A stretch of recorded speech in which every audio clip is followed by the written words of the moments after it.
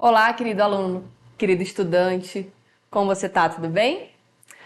Vamos para mais uma aula de história e hoje a nossa aula vai ter um tema também muito especial. Vamos falar da Primeira República. Vamos começar, entendendo esse contexto histórico e depois vamos entender as fases. A nossa aula vai ser dividida em duas partes. Porque na segunda aula nós vamos tratar apenas das revoltas, que foram muitas, aliás. Então hoje vamos relembrar um pouquinho sobre o conceito de república. Nós sabemos que o conceito de república, ele significa coisa pública, literalmente falando, né? E que a república, ela se origina em outro lugar, ela se origina lá na Roma Antiga. Como vocês estão vendo aí, a república é uma forma de governo em que o Estado se constitui de modo a atender os interesses gerais da nação, ou seja, dos cidadãos. No termo jurídico, como vocês estão vendo, é uma forma de governo onde o povo ele é soberano, governado por um representante escolhido, direta ou indiretamente, pelo povo. No governo brasileiro, na República Brasileira, a participação do povo na proclamação da República, ela foi muito tímida, basicamente inexistente. Por isso a frase que o povo assiste bestializado ao processo. A primeira fase da República Brasileira, ela vai ser governada por militares. Calma aí que a gente já vai ver direitinho, cada um desses governantes, cada um desses militares. Vamos ver apenas que desses governantes, alguns são militares. Essa vai ser a primeira fase da República, também chamada de República da Espada. Já as outras fases que vêm até os dias atuais vão ser marcadas por características distintas, como a República do Café com Leite ou República Oligárquica. Bom, ainda falando sobre a chegada, sobre essa grande novidade que foi a proclamação da República, vamos entender que haviam dois grandes grupos políticos no Brasil, no finalzinho ali do Segundo Reinado. Afinal, a proclamação da República, você lembra, foi basicamente um golpe em que os militares se juntaram com os partidos mais liberais e os republicanos para tirar o Dom Pedro II do poder e instalar a República. Mas o povo não participou e o povo brasileiro não sabia sequer o que significava um governo republicano. Não havia esse conhecimento sobre o que era uma república. As escolas não ensinavam. Então, a resistência à nova realidade política do Brasil foi muito grande. A República era uma novidade que não estava descendo na garganta de muita gente. Então, o governo brasileiro precisou fazer uma espécie de campanha de conscientização e também apelou aí para o sentimento nacionalista através dos símbolos que representam uma nação, como a troca da bandeira, por exemplo. Aí do lado a gente está tendo uma identidade, A identidade brasileira, ela também vai ser reforçada. Quem é o povo brasileiro? São os indígenas, são os descendentes de portugueses, enfim. Então, essa ideia de identidade brasileira, ela vai ser reforçada agora no período do início da República, que é para ter uma aceitação maior. A mudança da bandeira imperial para a bandeira republicana também é uma dessas fases, para que o povo se sinta, parte de uma grande mudança, porque eles não participaram, não foram consultados.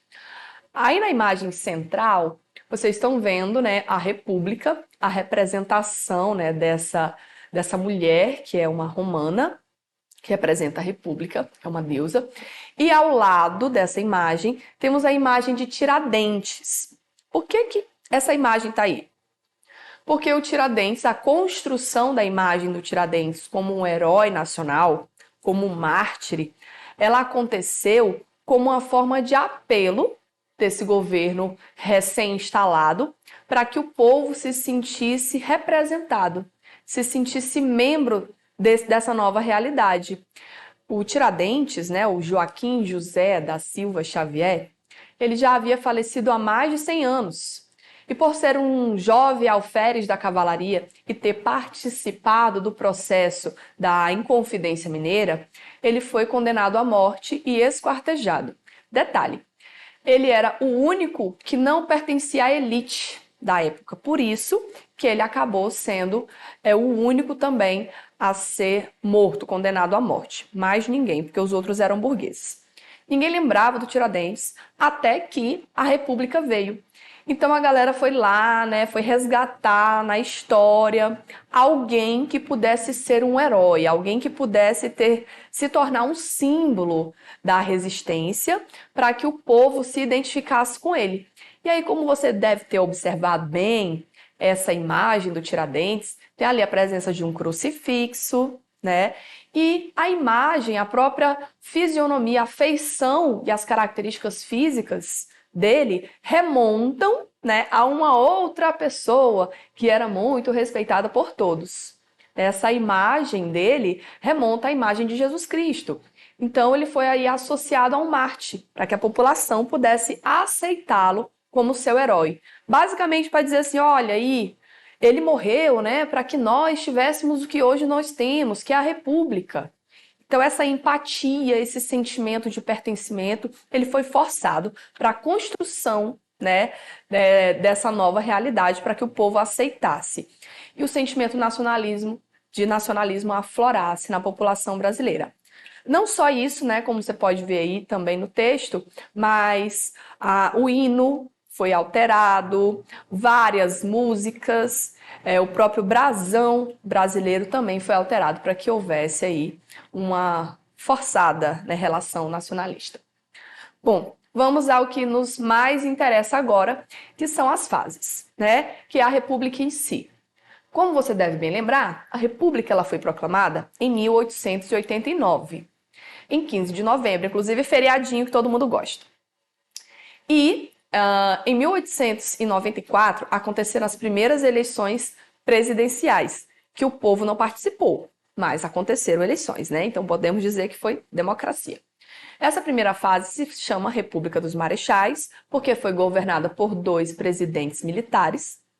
E a segunda fase, que você está vendo marcada aí, é a República Oligárquica, ou a famosa República do Café com Leite, né? Onde vão acontecer alguns episódios, como a Revolta da Armada e a Política dos Governadores, que nós vamos entender daqui a pouco, tá? A Revolução de 30, ou a tomada do poder por Getúlio Vargas em 1930, marca o final da República do Café com Leite, o final dessa primeira fase da República do Brasil. Tá acompanhando? Então, se acalma aí que a gente vai entender de um por um esses momentos, tá? Olha só quem eram os 2 primeiros presidentes: Marechal Deodoro da Fonseca e Marechal Floriano Peixoto. O Deodoro ele inicialmente participou, né, do processo de transição, a expulsão da família real, a separação da igreja do Estado e o fechamento do Congresso são características desse governo dele. Ele acaba renunciando e quem toma o poder, então, é o Marechal Floriano Peixoto, conhecido também como Marechal de Ferro, apesar de ter tomado algumas medidas populares. No meio desse processo, nós vamos ter 2 eventos importantes nessa primeira fase da República da Espada, que é a crise do encilhamento, causada por uma crise econômica que, ao tentar ser solucionada, piorou, né? O ministro, na época, era o Rui Barbosa, e para tentar incentivar a industrialização e a melhoria dessa economia brasileira, ele resolveu, então, financiar muitos industriais, aumentando a linha de crédito, liberando, né, verba para que novas fábricas fossem construídas, pessoas fossem empregadas, e também emitiu papel moeda, ou seja, ele imprimiu mais dinheiro. Isso causou uma inflação desastrosa, devastadora, que levou o Brasil a uma enorme crise econômica. Ainda no governo militar, ainda no Marechal, né, dos marechais, nós vamos ter a elaboração da Constituição, a primeira Constituição republicana, ela é muito importante. Ela vai dividir o Brasil em 3 poderes, extinguindo o poder moderador que nós vimos Dom Pedro I e Dom Pedro II utilizando. Vai trazer o voto, só que esse voto ele é censitário e não é todo mundo que é considerado cidadão não, tá? Somente os homens maiores de 21, alfabetizados, livres, porque a escravidão ainda existe, e o voto ainda por cima é aberto. A partir dessa Constituição, o Brasil se torna uma república federativa com estados autônomos. Muito bem, mas aí você se pergunta, como é que a República do Café com Leite ela vai se manter? Como é que os cafeicultores de São Paulo e os leiteiros de Minas Gerais vão conseguir se revezar no poder durante todo esse período da República do Café com Leite? Acompanha só. Nós vamos ter aí uma política dos governadores, né, que é uma estratégia, e nós vamos ter também outras estratégias não muito legaisinhas, não muito lícitas, como, por exemplo, as fraudes, né? A República do Café com Leite, como você já viu, como eu já disse, é o revezamento de São Paulo e Minas no poder. A política dos governadores ela vai começar com Campos Salles, o governador, aliás, o presidente Campos Salles, né, que vai trocar, inclusive, inúmeros governadores e vai promover, digamos que, um programa de troca de interesses. Né? A gente já vai entender, calma aí.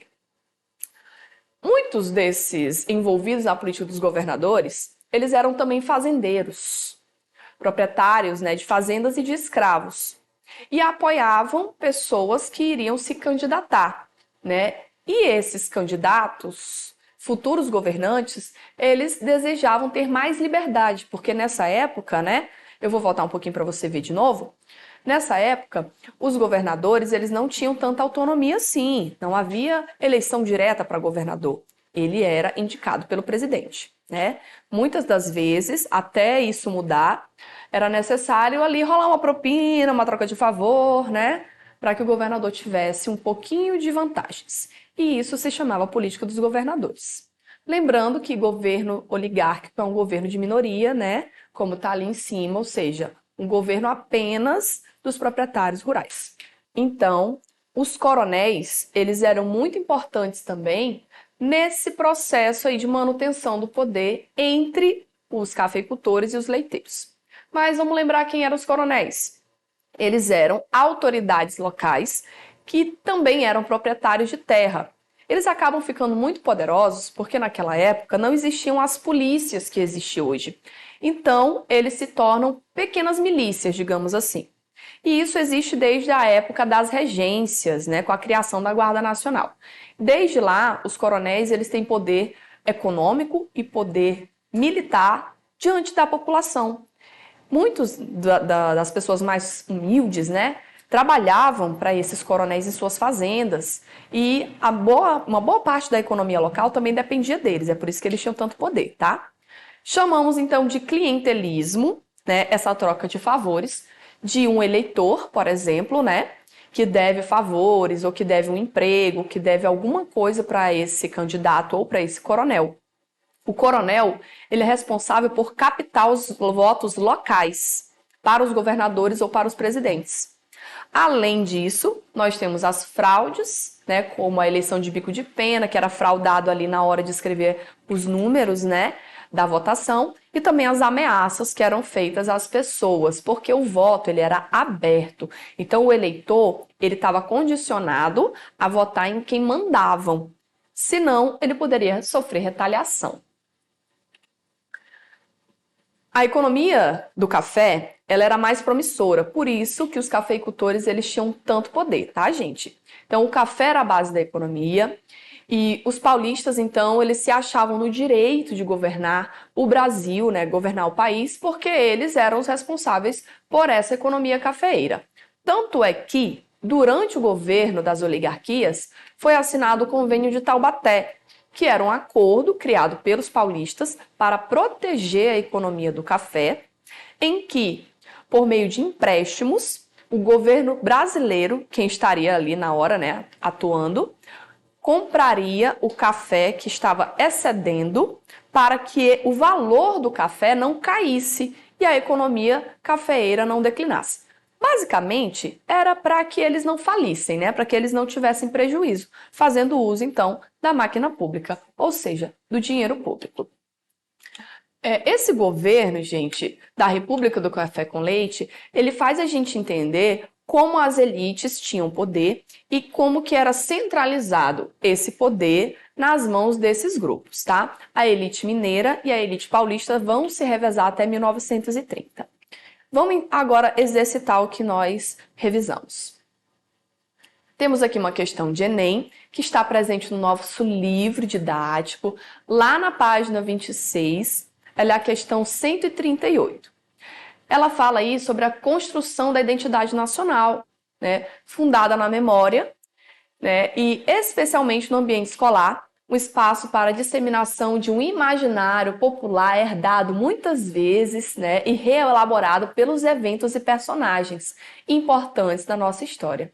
Ele vai se referir aqui especificamente ao Tiradentes, ao Dom Pedro I, ao Dom Pedro II, a Marechal Deodoro, a Getúlio Vargas e outros tantos, né, que nós estudamos na escola como sendo heróis, como sendo grandes ícones da nossa história, certo?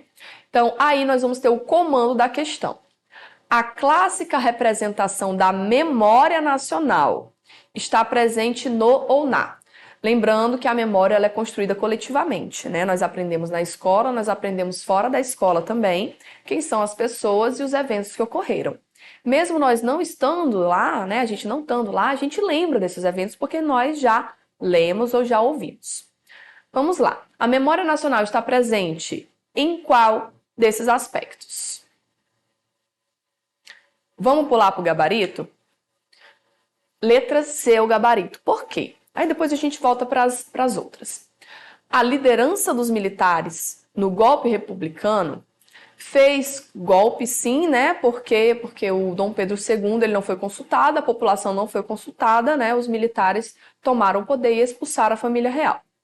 Então, a liderança dos militares no golpe republicano, obtendo a participação de outros segmentos, ou seja, da participação popular, levou à necessidade da criação dessa memória nacional, dessa memória coletiva, que traria na população brasileira o sentimento de pertencimento, coisa, né, que a gente acabou de ver ali com a bandeira, com o Tiradentes e a construção dos heróis nacionais.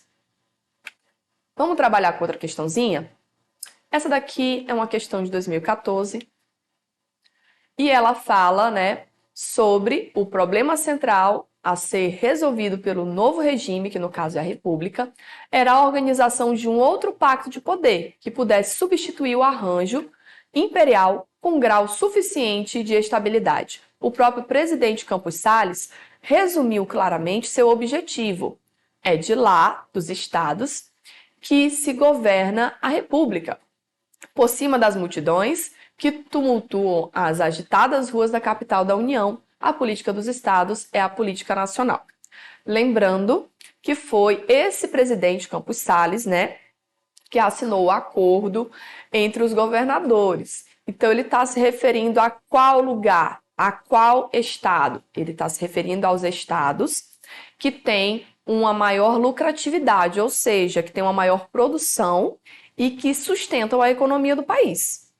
Então, nessa citação, que se você observar bem ali, né, tá escrito os bestializados, não esqueça, você sempre tem que ler essa partezinha da questão, né, que é o enunciado, seja uma imagem, seja um texto, que ela vai te dar uma dica de qual é a matéria, no caso, né, dessa questão, e aí você vai ter também uma noção de qual é o assunto antes de ler a questão ganhando tempo. Nessa situação, o presidente do Brasil, da época, né, no período, expressa uma estratégia, no sentido de, essa estratégia qual seria? Seria a estratégia de manter essa elite no poder. Então, qual é o sentido que nós temos? Atrair o apoio das oligarquias regionais. Não era só São Paulo e Rio de Janeiro que estavam, aliás, desculpa, não era só São Paulo e Minas Gerais, né, gente, que estava envolvido. Rio de Janeiro, Espírito Santo, Rio Grande do Sul também se envolveram nas políticas das oligarquias, apoiando São Paulo ou apoiando Minas, para esse revezamento se manter e para as oligarquias se manterem também. Eram os estados da região sudeste que mantinham a economia brasileira porque produziam agricultura, porque produziam os gêneros que eram exportados. Lembrando ainda que havia a borracha, que havia o tabaco, o cacau e outras atividades produtivas que tinham a menor rentabilidade, tá certo? Então, concluímos aqui a primeira fase da nossa aula sobre República. Eu sou a professora Yasmin, professora de História, e foi muito bom ter compartilhado esse tempo com você. Continue estudando e continue aqui com a gente.